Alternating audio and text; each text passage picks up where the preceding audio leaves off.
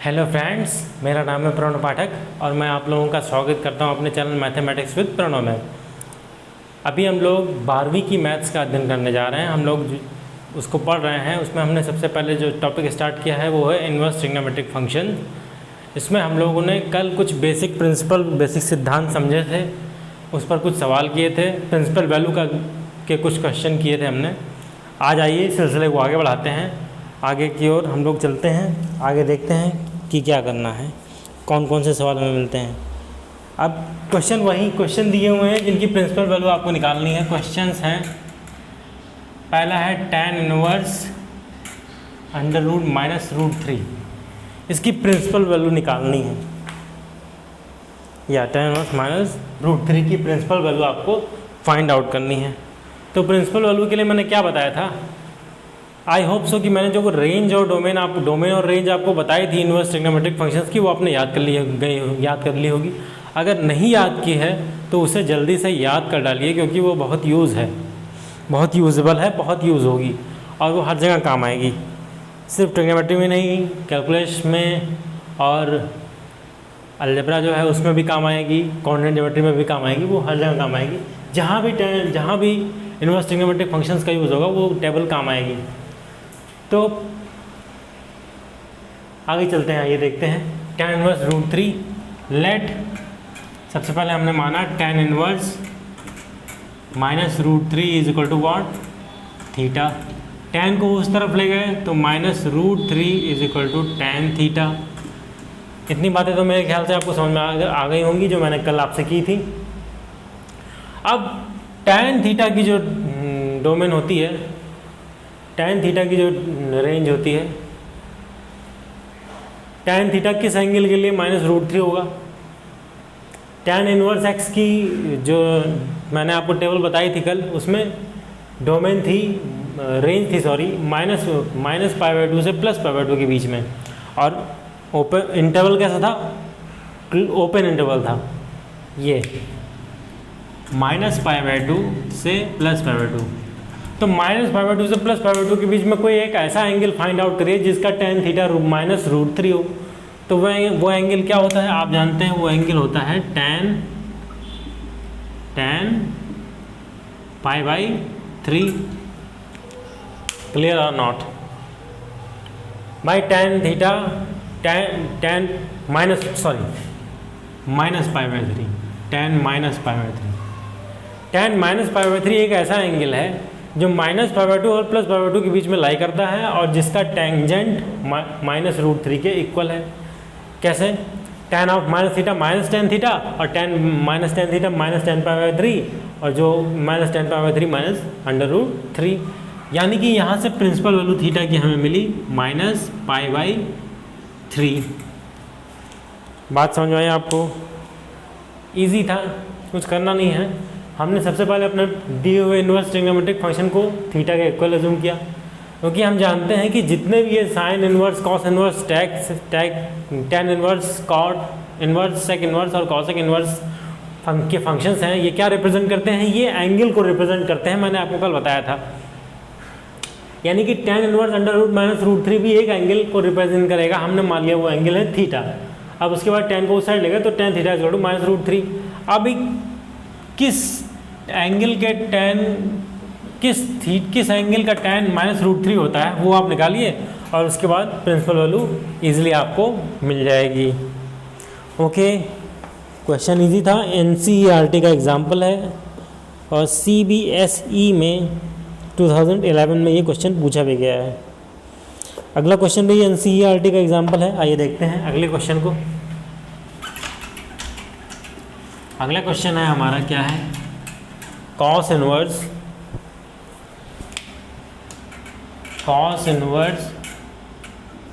Under root minus 1 by under root 2, यही है, या this is the question. This is the question, cos inverse minus 1 by root 2। आइए इसे समझते हैं। वही प्रोसेस हम अप्लाई करेंगे। Let cos inverse minus 1 by root 2 is equal to theta. यहाँ से मिलेगा cos theta is equal to -1 by root 2। यहाँ तक बात पहुँची। अब आगे क्या करें? आगे आप जानते हैं कि हम निकालेंगे वो एंगल थीटा जिसके लिए कॉस -1/√2 होता है। अब क्या करें? तो फिर थीटा के कौन से एंगल का कोसाइन -1/√3 होता है? माइनस, जो कि लाई करना चाहिए 0 से पाई के बीच में, 0 से पाई के बीच में लाई करना चाहिए। तो -π/4 तो नहीं होगा, डेफिनेटली नहीं होगा, क्योंकि वो माइनस है और -0 और π/4 के बीच में नहीं आ रहा है, 0 और पाई के बीच में लाई नहीं करता है। तो ये होगा cos theta is equal to cos 3π/4, ये लाई करता है 0 और पाई के बीच में। cos 3π/4 -1/√2 होता है, ये आप जानते हैं। नहीं जानते हैं तो टेबल याद कर लीजिए, वहाँ से आपको मिल जाएगा। यहाँ पे थीटा इज इक्वल टू आपको प्रिंसिपल वैल्यू मिल जाएगी 3π/4, ये प्रिंसिपल वैल्यू है इसकी। ओके, प्रिंसिपल वैल्यू के लिए हम रेंज को कंसीडर करेंगे। ये मैंने आपको कल सिखाया था, आज भी सिखा रहा हूँ, और कोई विशेष बात नहीं है इसमें। रेंज को कंसीडर करेंगे। रेंज आपको वो टेबल या जो मैंने आपको कल लिखवाई थी उस टेबल को याद करना मस्ट है, अदरवाइज़ आप इन्वर्स ट्रिग्नोमेट्रिक फंक्शंस के सवालों में फंस जाएंगे। अब अगला है, ये भी एनसीईआरटी का है और सीबीएसई में पूछा गया क्वेश्चन है। -1/2 की प्रिंसिपल वैल्यू आपको फाइंड आउट करनी है। साइन इनवर्स 1/2 साइन इनवर्स -1/2 की प्रिंसिपल वैल्यू आपको फाइंड आउट करनी है। सीबीएसई बोर्ड में पूछा गया क्वेश्चन है। आप किसी भी बोर्ड से हैं, मुझे कोई टेंशन नहीं है, कोई प्रॉब्लम नहीं है। मैं यहाँ पे जो चीज़ें कवर करूँगा वो हर बोर्ड के लिए इम्पॉर्टेंट है। हर चीज़, हर बोर्ड में लगभग वही चीज़ें चल रही हैं। मैं पूरे सिलेबस को कवर करूँगा। तो आइए देखते हैं। हमने लेट एज्यूम किया कि sine inverse -1/2 is equal to theta, क्योंकि ये एक एंगल को रिप्रेजेंट करेगा, वो एंगल हमने एज्यूम कर लिया थीटा है। अब साइन इनवर्स को इस साइड ले जाएंगे तो -1/2 is equal to sine theta. इतनी बात तो आप जानते हैं। अब आगे क्या करें हम? ऐसा कौन सा एंगल है जिसका साइन -1/2 है और वो एंगल -π/2 से +π/2 के बीच में लाई करना चाहिए? तो वो एंगल है sine theta is equal to sine of -π/6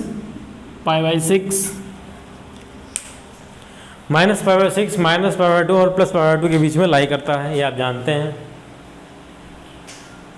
इतना आपको पता है, और अगर नहीं पता है तो आप टेबल से ही याद कर लीजिए, टेबल देख लीजिए, टेबल से क्लियर हो जाएगा आपको।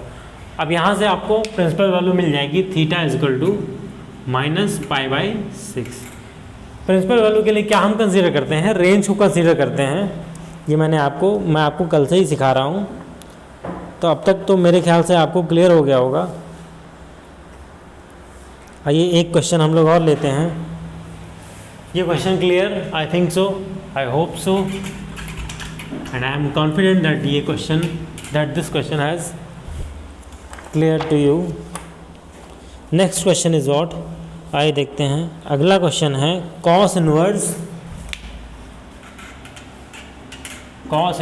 -√3/2।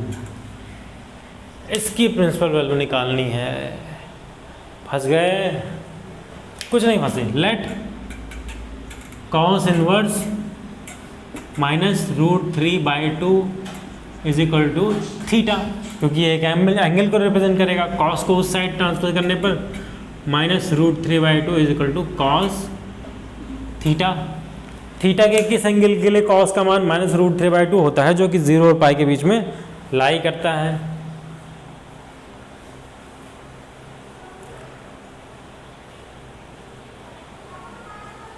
cos π/3 π/2 प्लस π/3, ये हो जाएगा 5π/6। cos theta is equal to cos 5π/6। यहाँ से आपको प्रिंसिपल वैल्यू मिलेगी थीटा इक्वल टू 5π/6, जो कि लाई करता है 0 और पाई के बीच में, इसलिए थीटा इक्वल टू 5π/6। उस एंगल का कॉस, उस एंगल का कॉस निकालो जिसका मान -√3/2 होता है, तो वो एंगल है 5π/6 जो 0 और पाई के बीच में लाई करे। रेंज को हम कंसीडर करते हैं, आप जानते हैं, मैं आपको कल से ही सिखा रहा हूँ। आई होप सो कि अब तक आपको बात क्लियर हो गई होगी कि रेंज का इतना इम्पोर्टेंस क्यों है। तो वो वैल्यू 5π/6 है, अगर 5π/6 से बड़ी वैल्यू जो है वो 0 से पाई के ऊपर चली जाएगी, आगे चली जाएगी, इसलिए उसको हम नहीं लेंगे। तो ऐसी वैल्यू जो 0 और पाई के बीच में हो वो 5π/6 है, तो हमने इसे लिया और ये थीटा इक्वल टू 5π/6 इस क्वेश्चन का आंसर हो जाएगा। आइए आगे चलते हैं, आगे कुछ अच्छे अच्छे क्वेश्चंस और हैं, अच्छे अच्छे बोर्ड के क्वेश्चंस मैं आपको कराता चलूँगा, कॉन्सेप्ट आपके क्लियर करता चलूँगा। आपको मेहनत से पढ़ाई करनी है और जो भी यहाँ बताया जाए उसको प्रैक्टिस करनी है, तो चीज़ें आपके लिए इजी हो जाएंगी। क्वेश्चन है cos inverse half plus 2 sine inverse half, 2 sine inverse half की वैल्यू आपको फाइंड आउट करनी है, इवेलुएट करना है इसे। और ये NCERT का क्वेश्चन है, CBSE बोर्ड 2012 में ये पूछा गया है। अब आपको जो है इसे सिंप्लीफाई करके इसका रिजल्ट निकाल के आपको बताना है। तो क्या करें हम, कॉस इनवर्स 1/2 किस एंगल के लिए होता है, आप जानते हैं कि π/3 पर होता है। और साइन इनवर्स 1/2 किस एंगल पर होता है, ये आप जानते हैं π/6 पर होता है।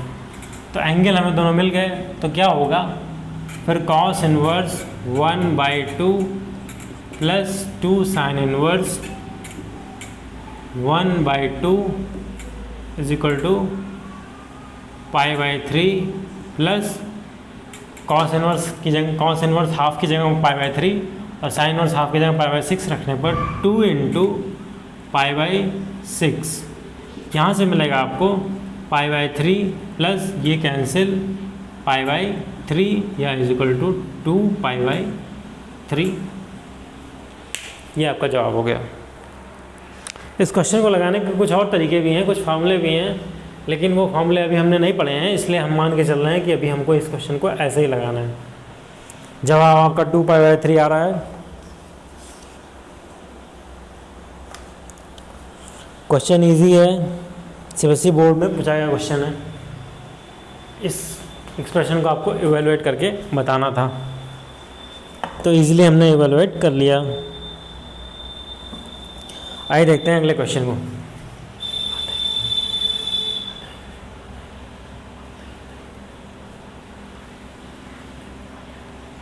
इसमें cos inverse half plus 2 sine inverse half की वैल्यू हमको निकालनी थी।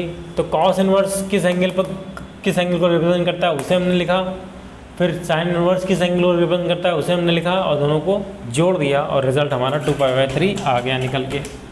अगला क्वेश्चन आइए हम लोग देखते हैं। अगला क्वेश्चन लेट मी चेक। अगला क्वेश्चन हम लोग देखते हैं, वो है tan inverse 2 cos 2 sin inverse half 2 sin inverse half, इसको एवेलुएट करना है। NCERT का क्वेश्चन है, इस क्वेश्चन को आपको एवेलुएट करना है। तो कैसे करें भाई, सबसे पहले अंदर वाले टर्म को देखते हैं जो कि है 2 साइन इनवर्स 1/2। और 2 साइन इनवर्स 1/2 किस एंगल के लिए होता है आप जानते हैं, होता है π/6 के लिए। ये हो जाएगा π/3। अब अंदर है 2 cos, ये हमने निकाल लिया है π/3, तो 2 cos π/3। तो 2 इंटू कॉस π/3 की वैल्यू आप जानते हैं 1/2 होती है। 2 से 2 कैंसिल हो जाएगा, ये 1 हो जाएगा। जो लास्ट है हमारा वो है tan inverse 2 cos 2 sine inverse half.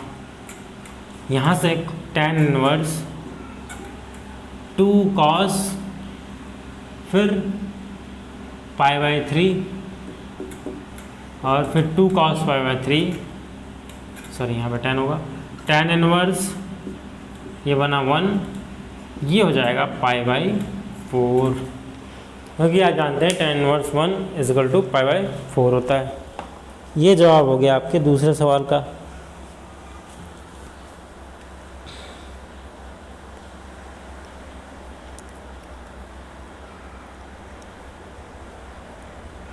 Easy question.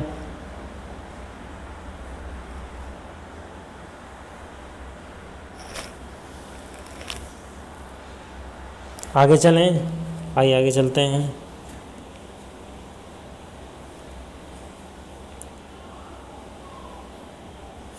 आगे हमें एक क्वेश्चन और मिल रहा है जो कि CBSE बोर्ड में आया हुआ है।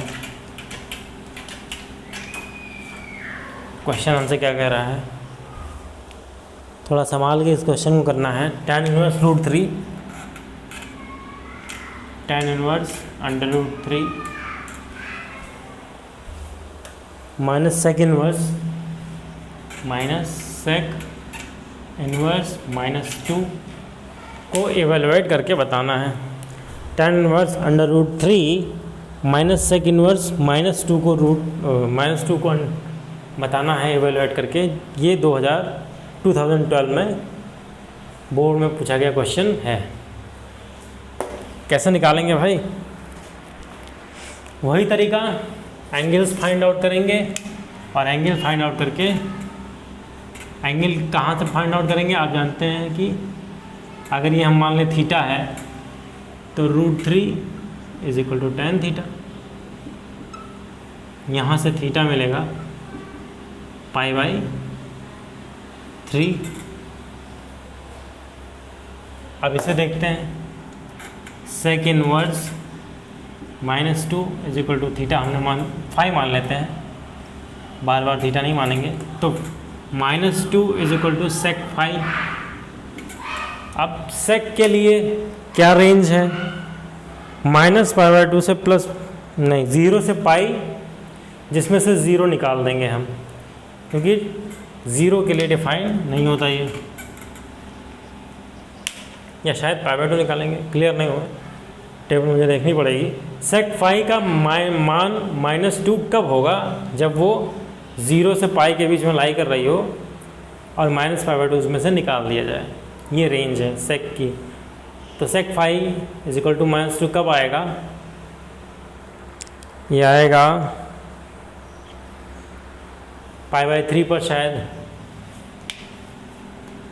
सेक 5 = सेक -π/3, सॉरी -0 से पाई, हाँ ये माइनस नहीं आएगा,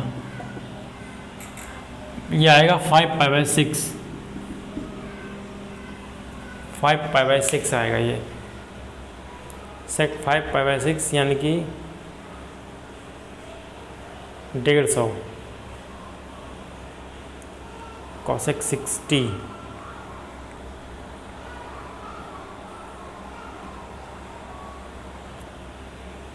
cosec 60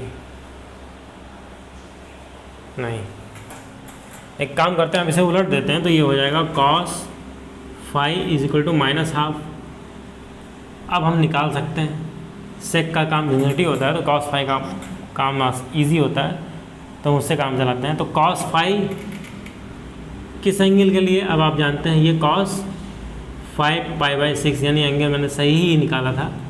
यहाँ से आपको मिलेगा फाई इजकल टू 5π/6, ये मिला। अब आइए अपने एक्सप्रेशन को देखते हैं जो कि गिवन है tan inverse √3 minus sec inverse -2। यहाँ से tan θ की वैल्यू π/3 और फाई की वैल्यू -5π/6। यहाँ से इसमें 2/2 से मल्टीप्लाई करेंगे तो ये हो जाएगा -3π/6 और ये बचेगा -π/2, जो कि आपका फाइनल रिजल्ट होगा। ओके,